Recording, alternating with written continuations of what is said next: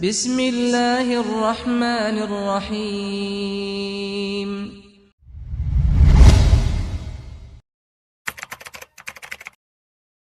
Assalamualaikum warahmatullahi wabarakatuh.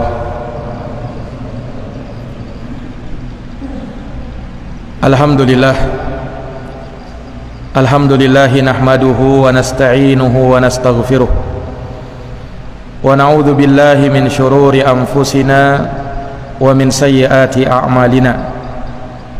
May yahdihillahu fala mudhillalah wa may yudlilhu fala hadiyalah.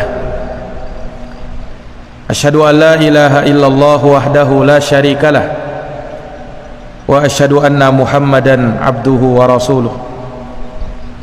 Allahumma salli wa sallim wa zid wa barik wa an'im ala sayyidina wa maulana Muhammadin wa ala alihi wa sahbihi ajma'in. Faqad qala Allah ta'ala fi kitabihil karim, ya ayyuhalladzina amanu taqullaha wa qulu qawlan sadida yuslih lakum a'malakum wa yaghfir lakum dunubakum wa may yuti'illaha wa rasulahu faqad faza fawzan 'azima. Shadaqallahul 'azim. Ma'asyiral muslimin, bapak-bapak dan saudara-saudara sekalian, jamaah salat maghrib yang dirahmati dan dimuliakan oleh Allah. Alhamdulillahi bi ni'matihi tatimmus shalihat. Segala puji hanya bagi Allah yang dengan nikmat-nikmatnya tertunai segala amal-amal kebajikan. Salawat dan salam semoga kita hatur limpahkan kepada junjungan kita Nabi Agung, Nabi besar Muhammad sallallahu alaihi wasallam, kepada keluarga dan para sahabat serta mereka yang senantiasa meniti jalannya sampai hari kiamat. Ma'asyiral muslimin, bapak dan saudara-saudara sekalian, jamaah Masjid Al-Hidayah yang dirahmati dan dimuliakan oleh Allah. Pada malam hari yang berbahagia ini, kita amat bersyukur kepada Allah Subhanahu wa ta'ala dapat dikumpulkan di salah satu rumah dari rumah Allah untuk kita menjalankan satu dari kewajiban yang Allah berikan kepada kita, yaitu salat maghrib berjamaah. Kemudian sembari menunggu waktu isya, kita manfaatkan kesempatan ini untuk duduk sejenak, mendengarkan nasihat, mendengarkan tausiah, mendengarkan apa yang Allah Subhanahu wa ta'ala firmankan di dalam Al-Quran. Demikian pula yang disabdakan oleh Rasulullah di dalam hadits-haditsnya yang sahih. Semoga dengan ini semua Allah Subhanahu wa ta'ala menurunkan rahmat dan keberkahannya kepada kita semuanya, dan semoga Allah Subhanahu wa ta'ala memberikan hidayah dan taufiknya kepada kita sehingga kita termasuk dari hamba-hamba yang senantiasa mentaati segala perintah Allah dan menjauhi segala larangan Allah, menjadi mereka-mereka yang muttaqin, orang-orang yang bertakwa kepada Allah. Kaum muslimin, jamaah yang dirahmati oleh Allah, sesungguhnya Allah Subhanahu wa ta'ala adalah zat yang maha baik kepada hamba. Allah Subhanahu wa ta'ala telah banyak mencurahkan nikmat kepada kita, entah itu nikmat dunia apalagi nikmat agama. Kenikmatan itu saking banyaknya kita tidak akan mampu untuk menghingganya. Maha benar Allah yang berfirman di dalam Al-Quran, wa in ta'uddu ni'matallahi la tuhsuha. Jika kalian menghitung-hitung nikmat Allah, maka sudah barang tentu kalian tidak akan mampu untuk bisa menghitungnya. Tidak akan bisa. Setiap hembusan nafas, detak jantung, siapa yang bisa menghitungnya? Kedipan mata,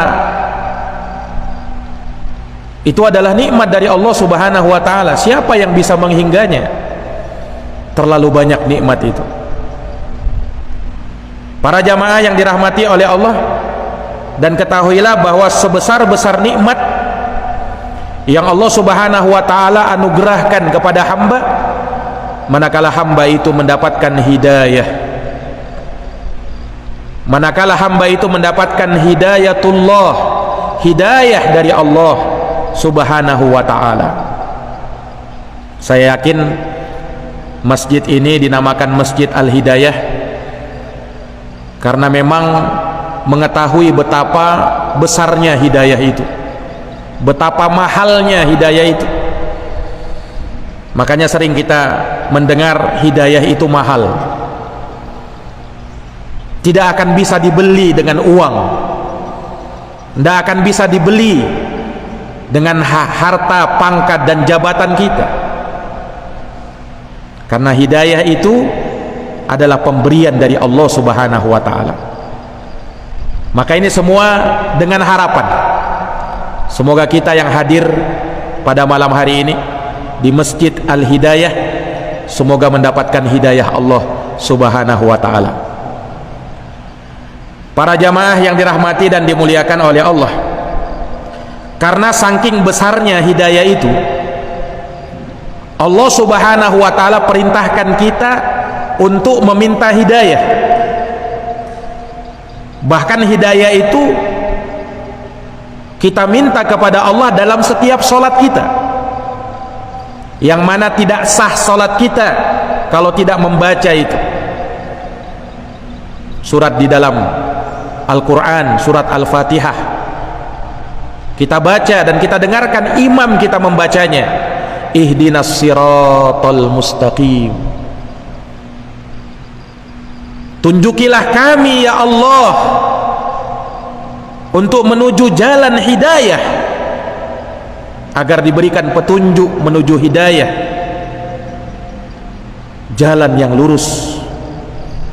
Itu senantiasa kita panjatkan, itu senantiasa kita munajatkan. Minimal 17 kali kita mengatakannya dalam sehari dan semalam. Ini sekali lagi menunjukkan betapa pentingnya hidayah itu.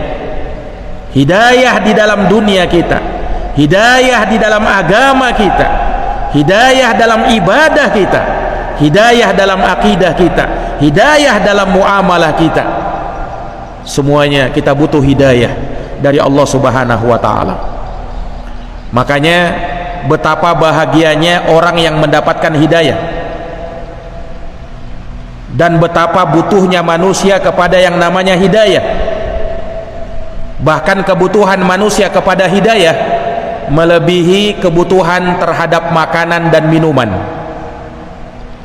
Kalau makanan mungkin kita butuhkan 2, 3 atau bahkan 4 kali dalam sehari semalam. Itu kalau makanan. Tapi kalau yang namanya hidayah, itu kita perlukan setiap saat. Kita perlu hidayah Allah Subhanahu wa ta'ala. Tanpa hidayah, maka kita tidak akan bisa berjalan tegap di dunia ini. Tanpa hidayah, kita tidak akan bisa melangkahkan kaki ke masjid yang mulia ini. Tanpa hidayah, kita tidak akan mungkin bisa bernafas.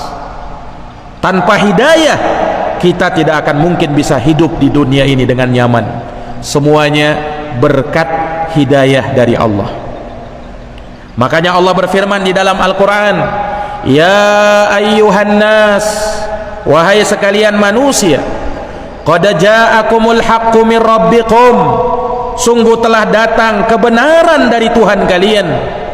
Faman ihtada fa innama yahtadi li nafsihi, barang siapa yang mendapatkan hidayah, maka kebaikannya terpulang untuk dirinya sendiri.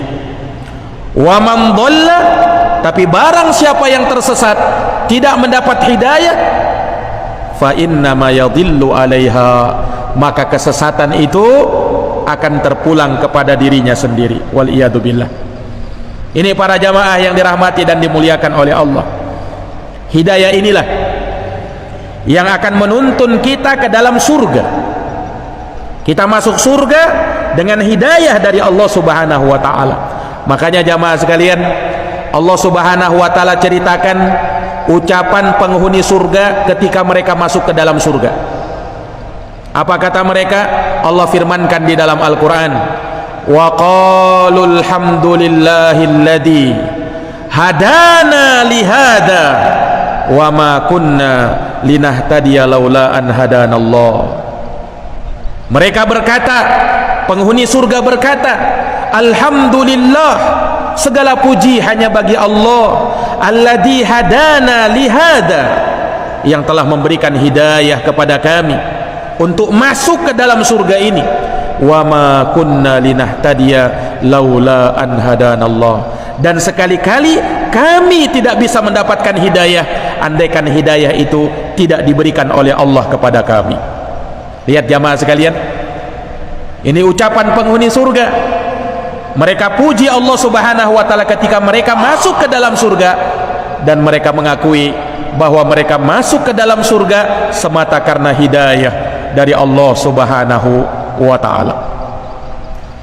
Ini para jamaah yang dirahmati dan dimuliakan oleh Allah. Dan penyesalan di atas penyesalan yang akan menghiasi seseorang di kehidupan akhirat manakala ia tidak mendapatkan hidayah. Lihat Pak, orang yang menyesal di hari kemudian karena tidak mendapatkan hidayah di dunia, apa katanya? Lau annallaha hadani lakuntu minal muttaqin. Ini ucapan orang yang menyesal nanti di akhirat. Kalau penyesalan di akhirat tidak berguna lagi. Kalau orang masih menyesal di dunia masih berguna, dia bisa taubat. Tapi kalau di akhirat baru menyesal, tidak ada guna.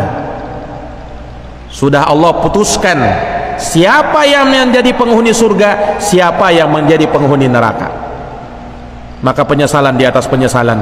Andaikan Allah memberikan hidayah kepadaku, katanya, lakuntu minal muttaqin, niscaya aku akan menjadi orang-orang yang bertakwa. Tapi apalah gunanya penyesalan di waktu itu? Lihat jamaah sekalian, betapa mahalnya hidayah itu. Itulah jalan keselamatan kita. Dengannya lah kita bisa selamat dunia akhirat. Tanpa hidayah kita tidak akan bisa selamat dunia akhirat. Para jamaah yang dirahmati dan dimuliakan oleh Allah, lalu bagaimana agar kita bisa mendapatkan hidayah dari Allah Subhanahu wa ta'ala? Kita ingin hidayah itu datang kepada kita, tapi bagaimana caranya supaya hidayah itu datang dan terus menerus bersama kita? Para jamaah yang dirahmati oleh Allah, kalau kita melihat betapa semangatnya manusia mencari rezeki Allah Subhanahu wa ta'ala, banting tulang peras keringat, semuanya diusahakan, semuanya diupayakan supaya bisa dapat sesuap nasi, supaya bisa mendapatkan rezeki yang halal. Bahkan sebagian orang kadang tidak peduli lagi, mau halal mau haram dia sikat, yang penting perutnya bisa kenyang. Ini para jamaah sekalian yang dirahmati oleh Allah, orang betapa seriusnya mempertaruhkan segalanya untuk bisa mendapatkan rezeki. Para jamaah yang dirahmati oleh Allah, nah demikianlah caranya, hendaknya kita mencari hidayah itu. Sebagaimana kita betul-betul mengupayakannya ketika kita berusaha mencari rezeki Allah, maka demikian halnya pula usaha kita, upaya kita untuk bisa mengejar hidayah dari Allah Subhanahu wa ta'ala. Para jamaah yang dirahmati oleh Allah, karena hidayah itu betapa pentingnya. Dia lebih penting daripada makanan dan minuman, dia lebih penting daripada harta, pangkat dan jabatan. Tak guna orang yang punya banyak harta tak guna orang yang punya banyak orang yang tinggi pangkat dan jabatannya kalau dia tidak mendapat hidayah. Tapi kalau orang yang tak punya harta, tak punya pangkat dan jabatan, dia dapat hidayah, maka hidupnya akan menjadi orang yang paling berbahagia. Karena kebahagiaan bukan ditentukan dengan harta, pangkat dan jabatan kita, bukan ditentukan dengan kendaraan mewah, bukan ditentukan dengan rumah yang bertingkat, rumah yang mewah, bukan. Tapi ketika orang mendapat hidayah, betul-betul dapat hidayah, nah disitulah kebahagiaan dia, disitulah kebahagiaan dia. Kenapa jamaah? Hidayah adalah kehidupan untuk hati kita. Hidayah adalah cahaya dalam hati kita. Tanpa hidayah, wallah, demi Allah, seseorang akan berada dalam kegelapan.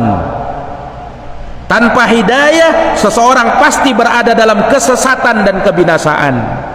Makanya Allah berfirman di dalam Al-Quran, famanittaba'a hudaya fala yadhillu wala yashqa wa man a'radu an dzikri fa inna lahu ma'isyatan dhanka. Kata Allah Subhanahu wa taala, barang siapa yang dia mengikuti hidayah dari saya, dia mengikuti petunjuk saya, fala yadhillu wala yashqa, Allah jamin dia tidak akan sesat dan tidak akan sengsara. Kalau sudah mendapatkan hidayah Allah, dijamin tidak akan sesat dan tidak akan sengsara. Sebaliknya, orang yang tidak mendapat hidayah Allah, orang yang tidak mengejar hidayah Allah, maka pasti dia akan tersesat dan pasti akan sengsara, wal iyadu billah. Makanya jamaah sekalian, hendaknya kita minta hidayah dari Allah. Kita ini semuanya asalnya dalam keadaan tersesat, makanya kita wajib minta hidayah Allah. Rasulullah pernah bersabda dalam hadits qudsi, Allah berfirman, ya ibadi, wahai hamba-hambaku, kullukum dhal, semua kalian itu tersesat, kata Allah. Ini Allah yang bilang, Pak, dalam hadits qudsi, kullukum dhalun, semua dari kalian tersesat, illa man hadaitu, kecuali orang yang aku beri hidayah. Fastahduni, maka daripada itu minta hidayah kepadaku, ahdikum, niscaya aku akan beri hidayah kepada kalian. Makanya kita minta hidayah, Pak, kita mohon hidayah dari Allah Subhanahu wa taala. Selain kita berusaha, selain kita berupaya mengejar hidayah, jangan lupa doa supaya meminta hidayah dari Allah Subhanahu wa taala. Para jamaah yang dirahmati dan dimuliakan oleh Allah, hidayah, ketika seorang mengejar dan mencari yang namanya hidayah, maka dia akan terus mengupayakan dan mengusahakannya, tidak peduli ada rintangan, ada halangan, tidak peduli, dia akan terus kejar yang namanya hidayah itu. Kenapa jamaah sekalian? Karena hidayah yang berasal dari Allah Subhanahu wa taala itulah yang akan memberikan keselamatan dan kebahagiaan. Disebutkan oleh para ulama, hidayah itu terbagi menjadi 4. Yang pertama ada namanya hidayatun ammah, hidayah umum. Ini Allah berikan kepada semua makhluk hidup, jangankan kepada muslim, yang kafir bahkan hewan sekalipun dapat hidayah umum. Hidayah umum ini apa? Nah, itulah berupa kehidupan, petunjuk untuk bisa menjadi orang baik, petunjuk untuk bisa melihat mana yang bermaslahat bagi dirinya, mana yang bermudarat bagi kehidupannya, petunjuk untuk bisa hidup dan mempertahankan hidup, petunjuk untuk bisa bekerja dan tahu bagaimana caranya bekerja. Ini hidayah umum, semua orang dapat. Makanya Allah berfirman dalam surat Toha ayat 50, qala rabbuna alladhi a'ta kulla syai'in khalqah thumma hada. Kata Allah, Tuhan kamilah, Allah Subhanahu wa ta'ala, dialah yang telah memberikan kepada setiap makhluknya segala yang mereka perlukan, kemudian Allah beri petunjuk, beri hidayah kepada mereka. Siapa kira-kira yang menunjuki bayi yang masih kecil yang dia tidak tahu apa-apa, ketika dia keluar kemudian disodorkan ASI, air susu ibu, oleh ibunya, maka dia bisa langsung mengisapnya, dia bisa langsung menyedotnya. Dari mana sang bayi ini dapat petunjuk untuk bisa melakukan itu kalau bukan dari Allah Subhanahu wa ta'ala? Allah sudah berikan hidayah kepada manusia dari semenjak dia lahir, padahal sang bayi ini tidak pernah diajari itu. Ketika dia di perut ibunya, dia tidak begitu, tapi subhanallah, saat dia keluar, dia mampu melakukan itu. Siapa yang memberikan hidayah kepada dia, petunjuk untuk itu, kalau bukan Allah Subhanahu wa ta'ala? Terus Allah berikan hidayah kepada manusia itu sampai dia dewasa, sampai ketika menjelang ajalnya. Ini hidayah ammah, hidayah umum, semua makhluk dapat. Dan hidayah ini tidak menentukan orang itu baik, orang itu soleh, orang itu selamat akhiratnya ataukah tidak, karena semua makhluk dapat. Ini hidayah pertama. Ada hidayah kedua, hidayatul bayan wal irsyad wad dalalah wat ta'rif. Hidayah membimbing orang, hidayah menasehati orang, menunjuki orang kepada jalan yang benar. Nah, hidayah yang seperti ini dimiliki oleh semua orang, oleh setiap orang, terutama mereka yang berilmu, dan paling sempurnanya para nabi dan para rasul. Karena merekalah yang membimbing orang, memberi petunjuk kepada orang untuk bisa menuju jalan yang lurus. Makanya Allah Subhanahu wa ta'ala berfirman tentang nabinya, wa innaka latahdi ila siratin mustaqim, dan sesungguhnya engkau wahai Muhammad benar-benar memberi hidayah kepada jalan yang lurus. Di dalam sebuah hadis Rasulullah pernah bersabda, la ayyahdiyallahu bika rajulan wahida khairun laka min humrin na'am.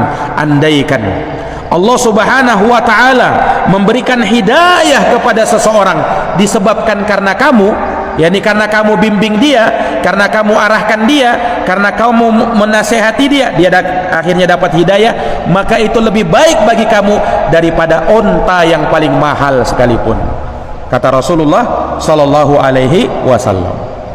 Jadi kita semua ini bisa memberi hidayah sama orang, yaitu menunjuki orang, mengajari orang, membimbing orang kepada jalan yang benar. Ini hidayah yang kedua. Hidayah yang ketiga, nah inilah hidayah yang hanya dimiliki oleh Allah Subhanahu wa ta'ala. Makhluk tidak bisa memiliki hidayah ini. Sekalipun Nabi SAW, beliau tidak memiliki hidayah ini. Hidayah apa? Hidayatut taufiq. Hidayah memberi taufik, itu hanya Allah yang miliki. Makhluk siapapun dia tidak memilikinya. Ini para jamaah yang dirahmati dan dimuliakan oleh Allah. Makanya Nabi SAW, beliau pun tidak bisa memberikan hidayah kepada semua keluarganya untuk masuk Islam. Nyatanya paman beliau sendiri, Abu Lahab, orang kafir, masuk neraka, padahal pamannya Nabi. Nabi juga tidak bisa memberikan petunjuk kepada pamannya Abu Talib, sehingga Abu Talib pun meninggal dalam keadaan belum mengucapkan syahadat la ilaha illallah Muhammadar Rasulullah. Dalam keadaan Nabi sangat ingin agar pamannya ini masuk Islam, tapi memang hidayah taufik itu di tangan Allah Subhanahu wa ta'ala. Allah berfirman kepada nabinya, innaka la tahdi man ahbabta walakinna Allah yahdi man yasha. Sesungguhnya engkau wahai Muhammad tidak bisa memberi hidayah taufik kepada orang yang kau cintai, tetapi Allah lah yang memberi hidayah kepada siapa yang ia kehendaki. Nah, inilah hidayah yang kita minta kepada Allah, Pak. Iya. Orang itu mungkin kita bisa bimbing, orang itu mungkin kita bisa nasihati, kita bisa arahkan, tetapi yang memberi taufik kepada dia adalah Allah Subhanahu wa ta'ala. Nah, Nabi tidak bisa memberikan hidayah kepada pamannya. Nabi Nuh alaihi salam tidak bisa memberi hidayah kepada anaknya, mati dalam keadaan tenggelam bersama orang-orang kafir. Nabi Lut tidak bisa memberi hidayah kepada istrinya, dibinasakan bersama kaum Sodom, istrinya Nabi Lut sendiri. Nabi Ibrahim tidak bisa memberi hidayah kepada bapaknya Azar yang membuat patung berhala itu, padahal bapaknya sendiri, bapaknya Nabi Ibrahim. Ini sekali lagi menunjukkan betul-betul memang hidayah itu di tangan Allah. Para jamaah yang dirahmati dan dimuliakan oleh Allah, inilah hidayah yang ketiga. Hidayah yang keempat, kata para ulama, hidayah ya ketika seseorang diberikan taufik untuk masuk ke dalam surga Allah Subhanahu wa ta'ala. Nah, kita masuk surga juga butuh hidayah, butuh petunjuk Allah. Nah, itulah ayat yang tadi kita bacakan, ucapan penghuni surga, wa qalul hamdulillahilladzi hadana lihada wa ma kunna linahtadiya laula an hadanallah. Para jamaah yang dirahmati dan dimuliakan oleh Allah Subhanahu wa ta'ala, hidayah itu ketika seseorang mengetahui kebenaran kemudian mengamalkan kebenaran yang dia dapatkan, itulah hidayah. Hidayah itu ketika seorang tahu kebenaran lalu dia bisa mengamalkan kebenaran itu, bukan sekedar tahu. Kadang ada orang tahu kebenaran tapi dia tidak mau mengamalkannya, ini belum dapat hidayah. Hidayah itu ketika dia tahu kebenaran dan dia mengamalkan kebenaran itu, itulah orang yang dapat hidayah. Makanya dalam hal ini manusia itu, kata Al-Hafidh Ibnu Rajab, terbagi menjadi 3 golongan. Golongan yang pertama rasyid. Rasyid inilah yang tahu kebenaran, yang dia amalkan kebenaran. Nah, inilah orang-orang yang betul-betul dapat hidayah. Ada juga yang namanya ghawi. Ghawi ini orang yang tahu kebenaran tapi dia tidak amalkan, maka dia ghawi. Ghawi artinya tersesat. Sudah tahu tapi tidak mau beramal. Sudah tahu sholat itu wajib tapi tidak mau sholat. Nah, ini kan, ini ghawi namanya. Sudah tahu memang sholat itu wajib, saya tahu ya, baca Quran itu harus, saya tahu, tapi berat bagi dia untuk mengamalkannya, belum dapat hidayah, ghawi dia. Dan yang ketiga, ini yang paling parahnya, dhal. Dhal ini yang memang betul-betul tidak tahu kebenaran apalagi bisa mengamalkan kebenaran itu. Dia tidak tahu kebenaran, bagaimana mungkin dia bisa mengamalkan kebenaran? Nah, ini lebih tersesat lagi. Para jamaah yang dirahmati dan dimuliakan oleh Allah, makanya kita minta petunjuk supaya menjadi orang-orang yang rasyidin, orang-orang yang tahu kebenaran kemudian siap mengamalkan kebenaran itu. Karena mengamalkan kebenaran itu kadang berat bagi kita. Sudah tahu ini benar, sudah tahu ini dalilnya, sudah tahu ini Qur'annya, sudah tahu ini haditsnya, tapi masih berat untuk melawan yang namanya al-hawa, hawa nafsu.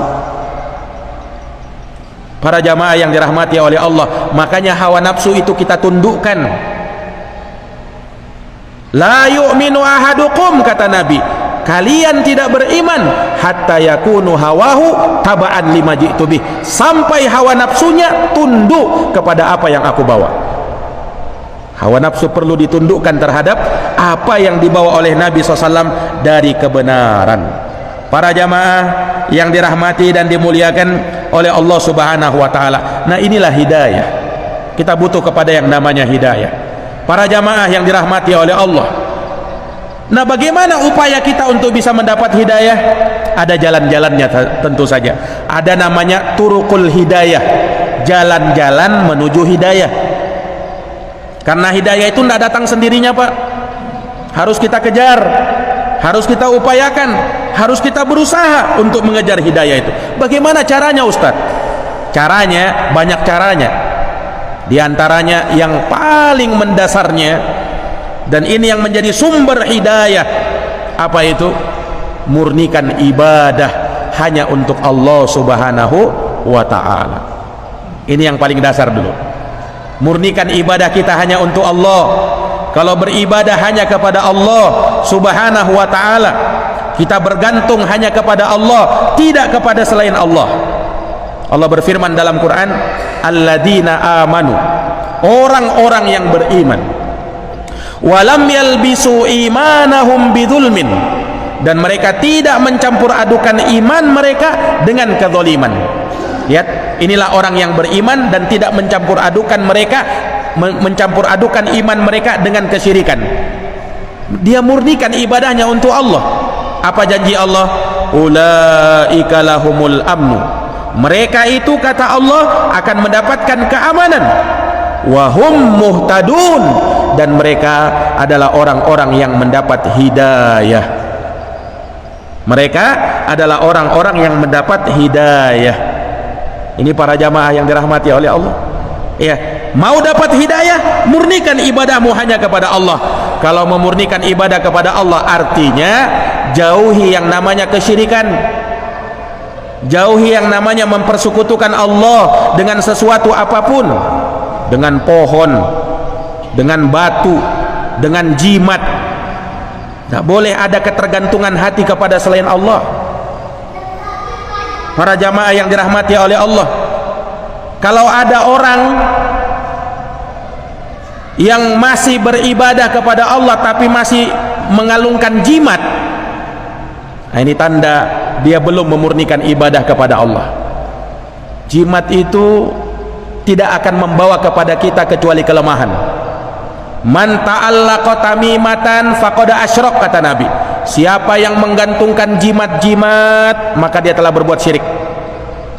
Disebutkan dalam hadis, Pak, ada salah seorang sahabat Nabi yang pakai gelang kuningan. Gelang kuningan dia pakai, bukan sekedar gelang, tapi gelang ini gelang jimat, untuk menangkal kalau ada serangan dari luar datang,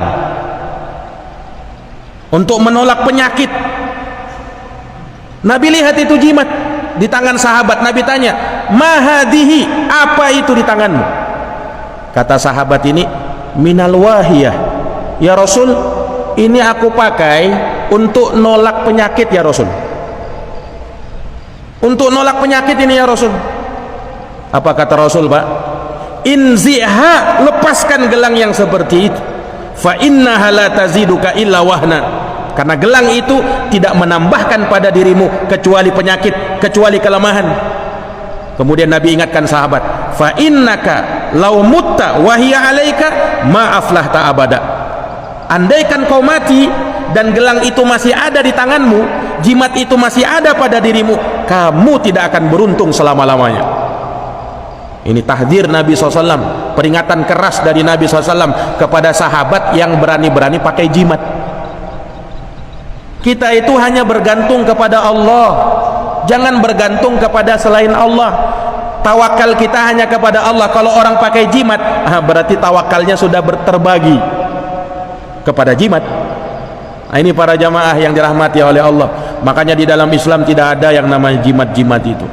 Itulah yang bisa menolak hidayah mau masuk kepada kita. Ketika ada jimat, tidak bisa hidayah itu masuk, Pak.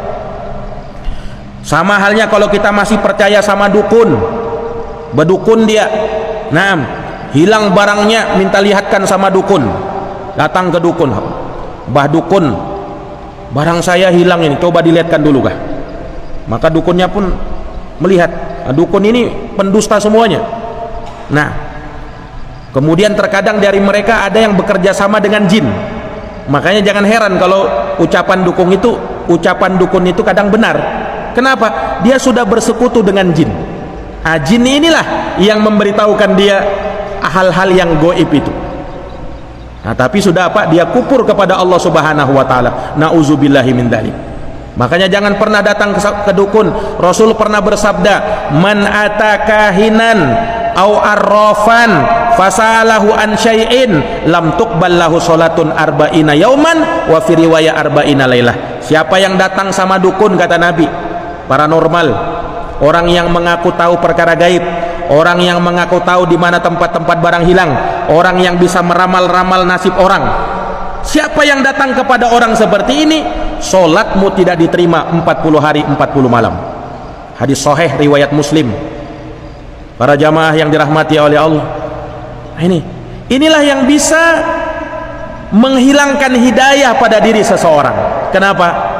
Ketika perkara akidah sudah disentuh. Perkara akidah, Pak, kalau perkara prinsip tidak bisa main-main kita. Kenapa? Karena kalau sudah perkara akidah, perkara prinsip agama, ya, ini kaitannya dengan status keimanan dan keislaman kita. Masih benar ndak Islamnya dia? Masih benar ndak imannya dia?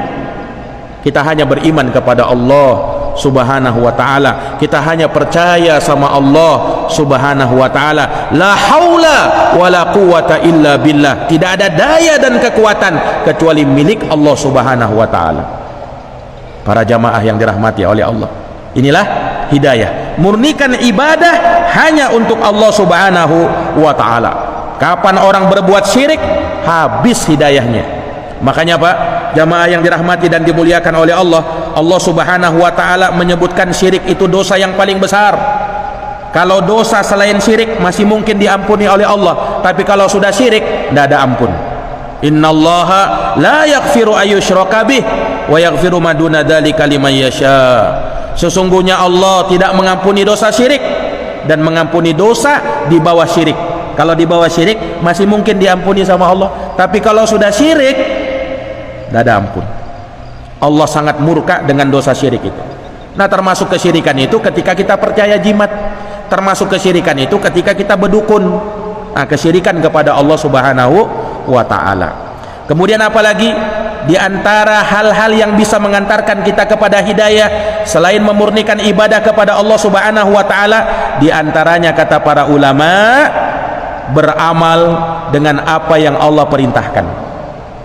Beramal dengan apa yang Allah Subhanahu wa ta'ala perintahkan kepada kita. Inilah sifat orang beriman. Sampai kepadanya tuntunan, dia amalkan. Manakala sampai kepadanya sebuah larangan, dia tinggalkan. Inilah yang akan mengantar dia kepada hidayah. Makanya Allah berfirman, walau annahum fa'alu ma yu'aduna bih lakana khairan lahum wa ashadda tasbita wa idzal la'atainahum min ladunna ajran 'azima wa la hadainahum siratan mustaqima.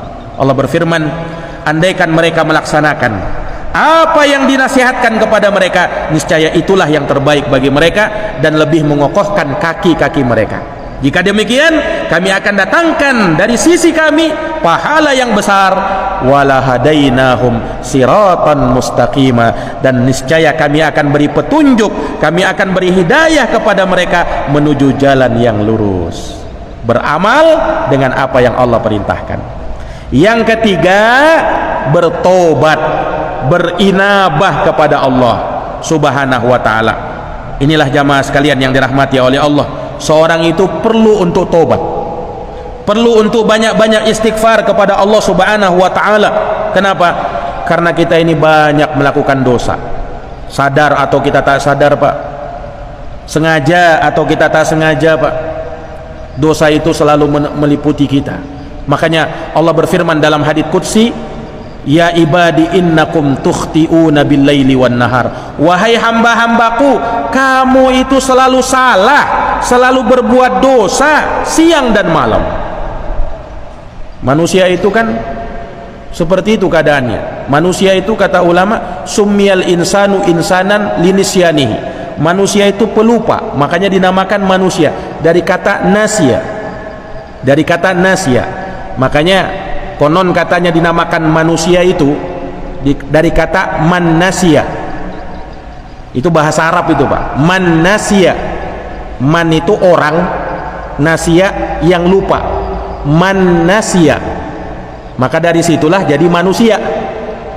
Man nasya artinya orang yang lupa, manusia, nah diambil dari situ, wallahu alam. Makanya kita ini sering lupa kita.